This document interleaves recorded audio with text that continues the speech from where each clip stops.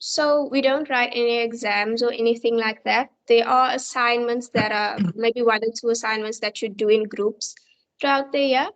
Not too extensive, more research based than anything else. As you know, psychometry, and it kind of wants people to go more in the regard of researching assessments and building up and bettering assessments. So more in that regard, the assessments would be about. And then we just write the board exam at the end of the year, or whenever if it's the time for board exam. And then you obviously need to get the 70% in order to register as a qualified independent practice psychometrist.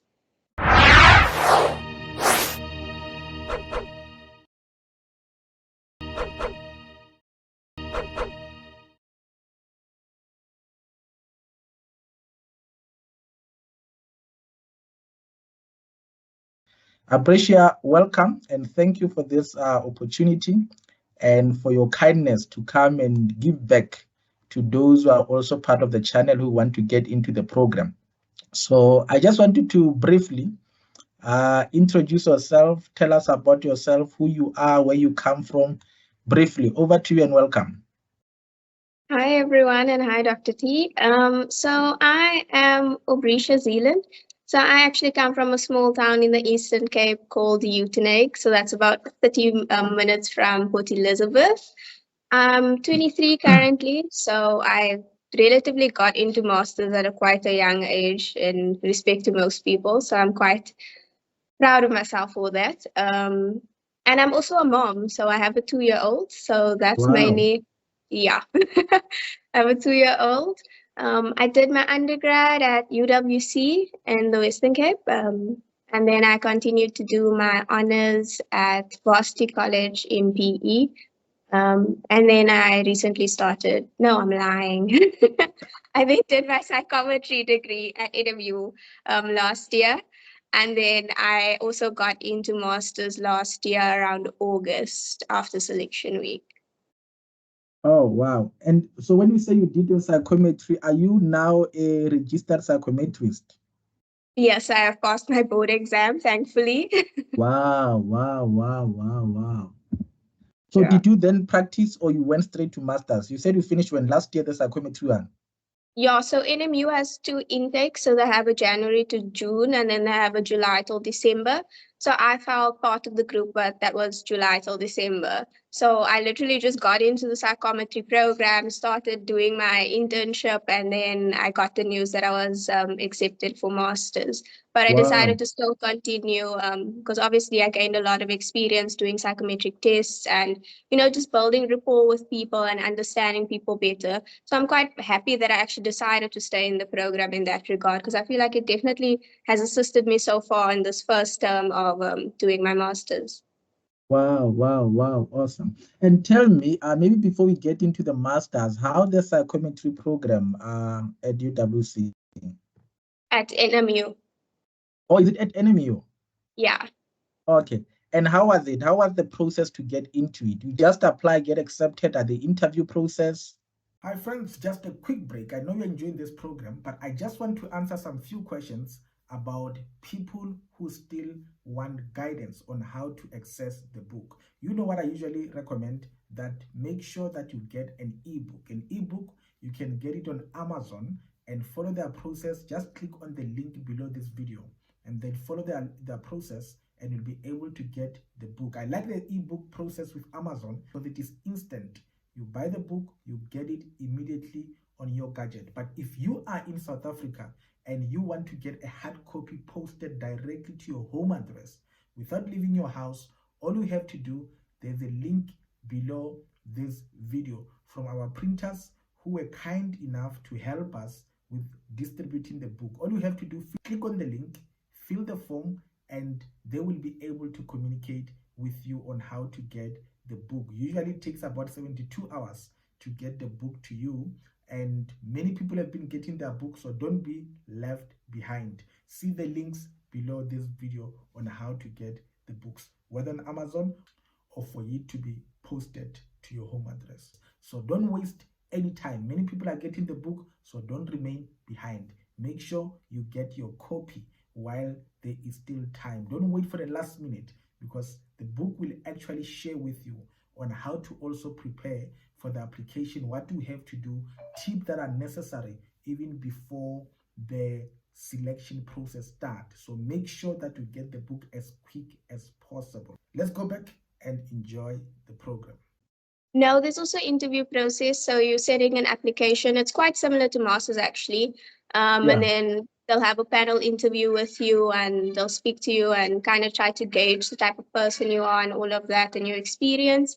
And then after that, they will let you know whether you've gotten through or not, or they'll invite you for another interview, basically. Wow, wow, wow, wow. Awesome. Okay. No, very interesting. Now I think now I'm going to hinge on this. I didn't have this on my questions. Okay, so maybe take me through that. So what encouraged you to apply for the psychometry program? Where were you at that point? Were you just finishing your degree and you wanted another alternative options? What encouraged you to follow that route? Yeah, I definitely say it was more to keep my options open because I obviously knew when starting the journey in psych that it's not easy and it doesn't essentially mean that you're going to get into honors immediately or you're going to get into masters immediately. So I decided to try to apply for the psychometry program to build up my experience as well, documented on the CV and all of that. And then I got in the first try and then I started with it and I actually enjoyed it quite much, to be honest. Like I didn't think it would be, in honors they give you the psychometrics module or what is it called? Yeah, psychometric assessment module, but it doesn't really get there's not much that's actually given to you in terms of the assessments and the processes within it. It's more of just like theory based. So like when I was doing it in honors, I was like, never would I be the person to be able to do this. There's too much stats, like too much numbers and all of that. And then I just decided, no, I'm going to do it and I'm going to try and I'm going to figure it out. And when I started doing it, I was like, no, I actually really enjoy it.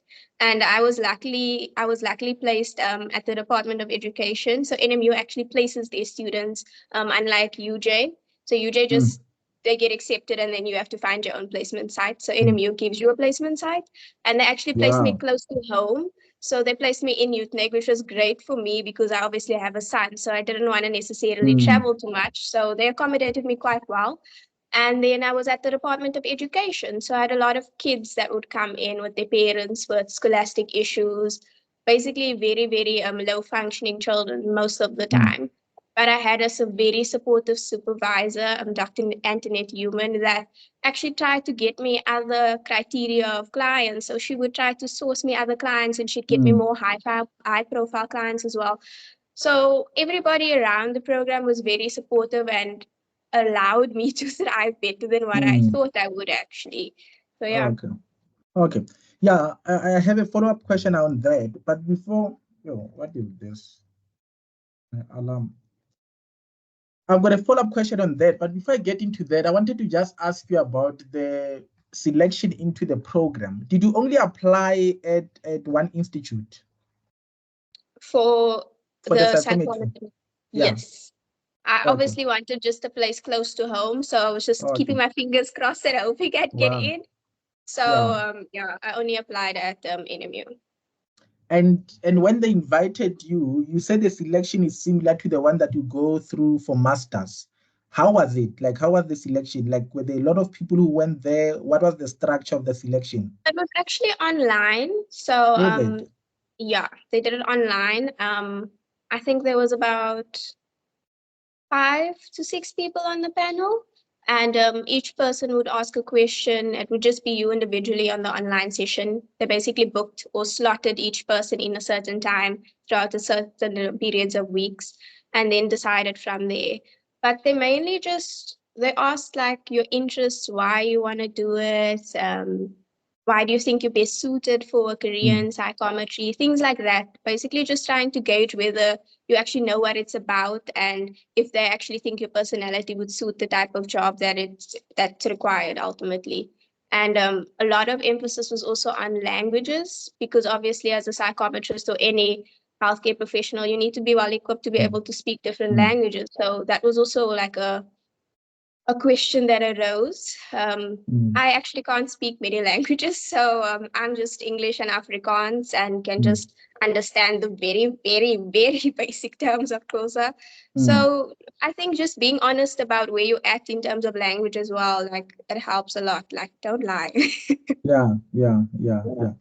And so you didn't have to do any psychometric assessment. They never sent you any psychometry that you had to do as part of the No, selection. we learned as the program progressed. So the first week, I think we spent learning about the different assessments and got training on some of the most basic ones that we'd use. And then a week after, we started at our placement site. So each person went to their placement site unless they were at the school, because that time it was holiday still. So my colleagues that were at school stayed at NMU and assisted at the psych clinic there. And then we all just departed our ways and went to our placement sites. And basically, then you have, No, continue. Sorry, continue. and then basically you have a supervisor that's given to you, and you'd work underneath the supervisor. They would sign off your reports.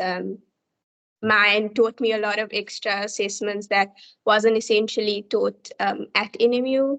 So like it basically depends on where you're actually placed on the experience you build as well. That's at least what I saw from my specific point of view. Yeah. Because if you're placed at a special school as well, like most of the kids have already had assessments and they're there for a reason. So you don't necessarily have that gauge to just, assess. No, I get you. So basically, what you did was a BPsych equivalent. Yes. So was it 6 months period? Yes.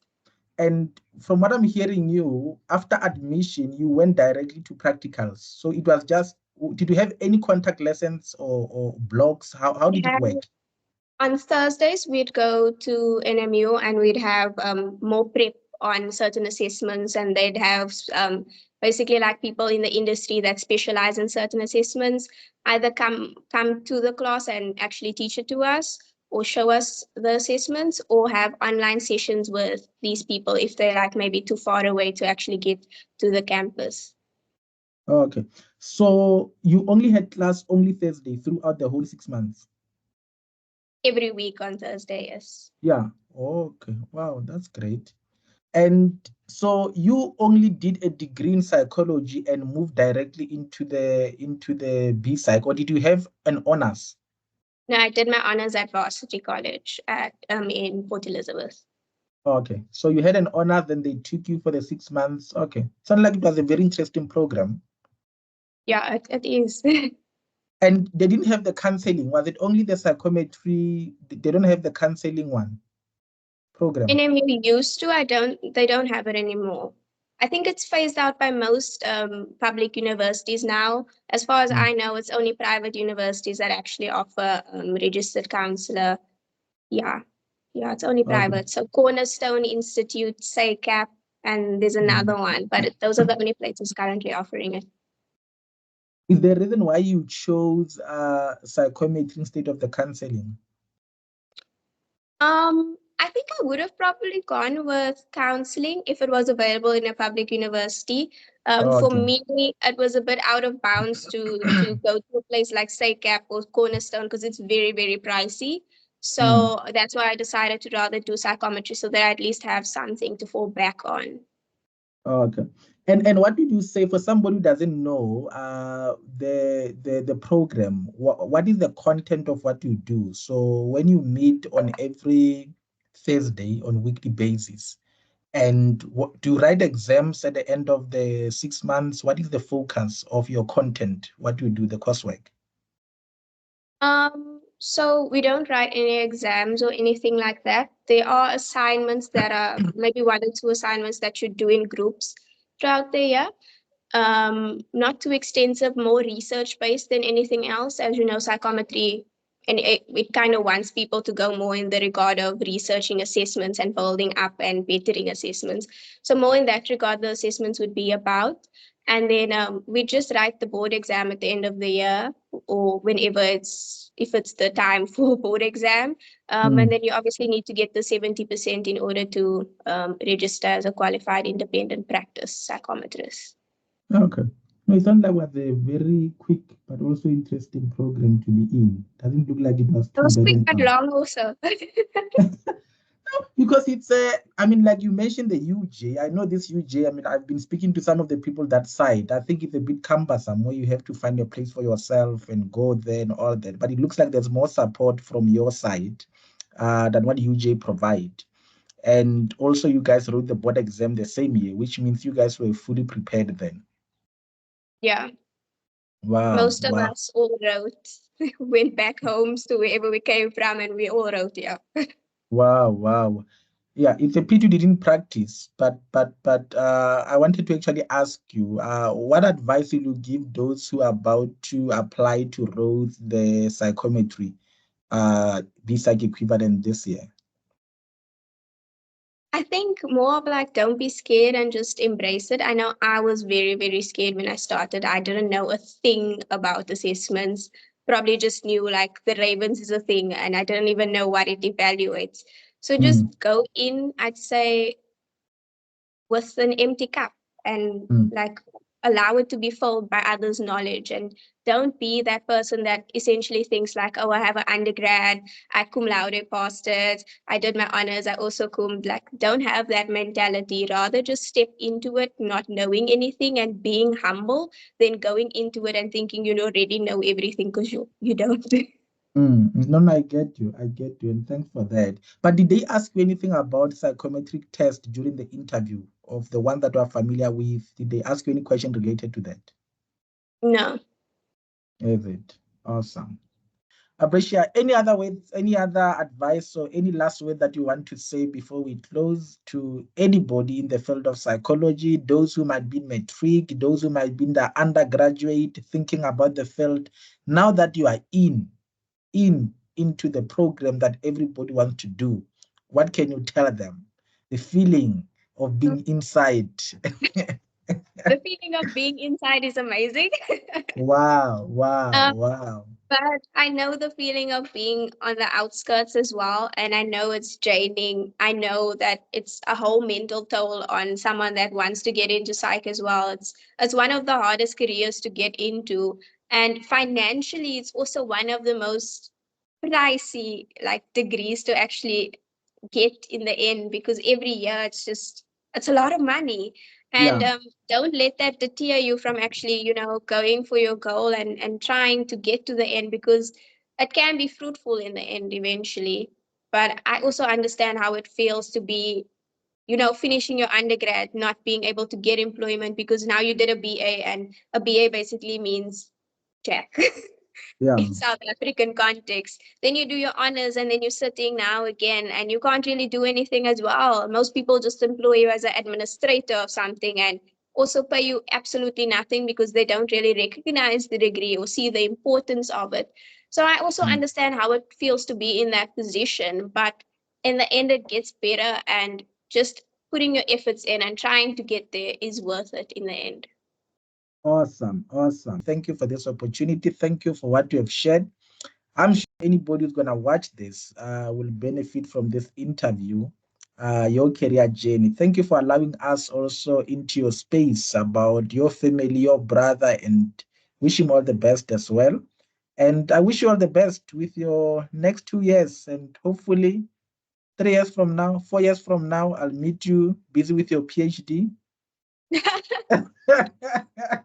No pressure, no pressure. No pressure. But yeah, Aubrecia, thank you so much. I appreciate you and all the best with your studies. Thank you for having me, Dr. T. Thank you.